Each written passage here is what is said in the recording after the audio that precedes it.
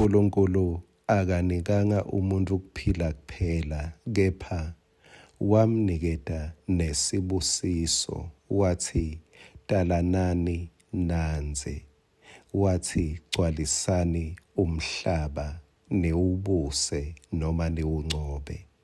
Leso sibusiso solo sifresh nalamuhla. Makukhona sitha lesifuna ukukuhlasela kuwe, kungesikhathi wanza, kungesikhathi kukhona tindolo tigcwalisako. Kepha noma kunjalo, sitha ngeke sishintshe sibusiso saNkulunkulu. Nalamuhla akube lusuku lwekubusiseka, akube lusuku lwekubona wanza, akube lusuku la utawubona tinto tigcwala khona. Nasi sinkwa selusuku sakavuka uhle, Jona sahluko 4, la sihlephula khona. Kuverse 4, Jona uthukuthele.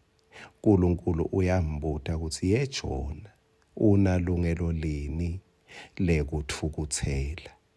Phela Jona ukuthukutheliswa ukuthi noma laba baseNiniva bebatitha takhe Jona, uNkulunkulu usuke akabashayi njengaloku Jona bekafisile. Ungacabangi sihlobo sami ukuthi uNkulunkulu utabenyanya bantu lobenyanyako wena. uNkulunkulu uluthando. Kungendeka mangabe wena sewuhambe uphambana nenzando yaNkulunkulu ngekwenyanya bantu bakhe, utivise buhlungu, ukwate mase ubona abaphatha ngemusa. Kuze ungaphatheki kabuhlungu, funza kuthanza abantu njengaloku uNkulunkulu atithandzela bona. Funza kucolela abantu njengaloku uNkulunkulu anesihawu. Ngicela sizubele kuverse 6, nangijona sewuhlete emthundini lophelako longemahliphi-hliphi. Kuverse 6 uNkulunkulu nangu utanesihawu kuJona. Simakathe uNkulunkulu wamilisa umhlafutho, wawukhulisa eti kwaJona kuthi umendele umthundi, kuze kuphele kuthukuthela kwakhe. Jona wamjabulisa lo mhlafutho. Uyakwati uNkulunkulu kubuyisa itemperature ayibuyise phasi. Nangu Jona bese kabilelana Jona. Futhi ubilelana nje ngekuthi uphambana naNkulunkulu. Ukwatiswa uNkulunkulu ukuthi sewende sihawu, wendela labantu labaluhlupho, wendela lamahedeni, wendela labantu labasiphatha kabi. uNkulunkulu uyambona ukuthi hayi Jona, uyathi unema anger issues. Uyathi Jona usha inhlito yakho ishaya bhakuda njengesicoco. Sona ubona la esifubeni kuphika ukuthi bhaku bhaku bhaku. Jona unenkinga yema-anger issues. Uyambona ukuthi inkinga akusesila mahedeni, inkinga ila kuJona.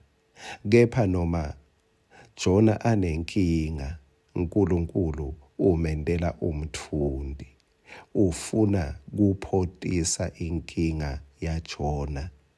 Umilisa nangumhlafutho, nasi sihlahlana lesitamnika umthundi Jona, sicondzana naye ngco. Ngiyakholwa lamuhla uyathi kunetinto longatibona tikuhambela kahle, ungathi nekwati ukuthi tichamuka kuphi.